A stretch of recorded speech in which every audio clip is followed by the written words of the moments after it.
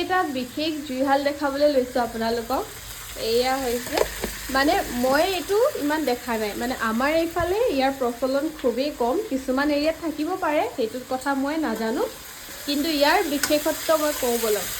এয়া জুই জ্বলি আছে আৰু ধোঁৱাবোৰ যিমান যি আছে চব ওপৰলৈ যায়, ওপৰতো চিমনি হয়, এইবোৰ চব ওপৰলৈ গৈছে। আৰু এইটো চাইডে মাটিয়েদি লেপি দিছে ধুনীয়াকৈ।